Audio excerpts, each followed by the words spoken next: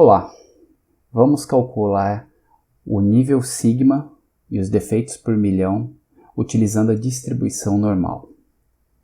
Então normalmente a gente recebe tabelas onde a gente tem uma relação entre os defeitos por milhão e o nível sigma de um processo, 1,5, 2 até 6 sigma, onde teríamos 3,4 defeitos por milhão. Então vamos primeiro utilizar a distribuição normal.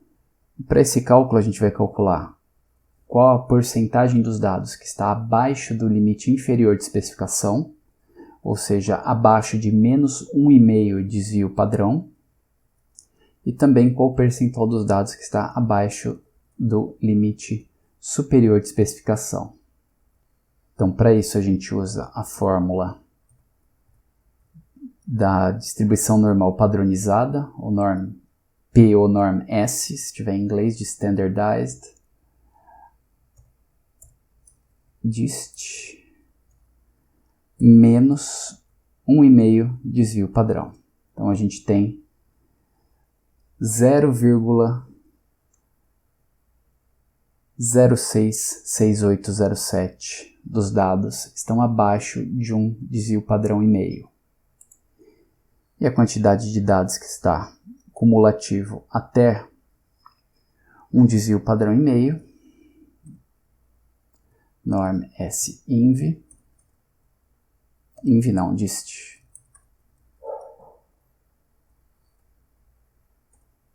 Então a gente tem 93,319,3% dos dados. Com isso a gente tem o yield do processo, que é todos os dados que estão aqui, menos os que estão fora do limite inferior. Então a gente tem que 86,64% dos dados vão estar entre 1,5 desvio padrão para cima e 1,5 desvio padrão para baixo. E com isso a gente pode calcular para todos os outros casos. Então a gente tem que a partir de 4,5, acima de 4 desvios padrão, é praticamente 100% o yield. E a gente calcula os defeitos por milhão de oportunidades, que é 1 menos o yield, ou seja, tudo aquilo que está fora da especificação, vezes 1 milhão. Então a gente tem a quantidade de casos que estariam fora da especificação. Porém, ao fazer esse cálculo, a gente vê que os números são diferentes entre calcular com a distribuição normal e com as tabelas que estão disponíveis, ou seja, com 6 desvios padrão para cima e para baixo, basicamente era para esperar nenhum erro. E aqui está 3,4. E para 4 desvios padrão, a gente tem 63 erros, e aqui a gente tem 6.210 erros. Por que isso? Por que existe essa diferença? No cálculo do sigma, do nível sigma, a gente considera uma variação possível de até 1,5 desvio padrão. Então a gente pode ter um deslocamento de um desvio padrão e meio. Então vamos fazer o cálculo com a distribuição normal mais 1,5 sigma. Então a gente vai seguir o mesmo processo. A quantidade de dados que vai cair abaixo da especificação, a quantidade que vai cair abaixo da especificação superior, o yield e os defeitos por milhão de oportunidades. A gente vai fazer o mesmo cálculo, porém, norm S dist. Então a gente vai calcular menos 1 sigma e meio mais 1,5 desvio padrão. E acima a gente tem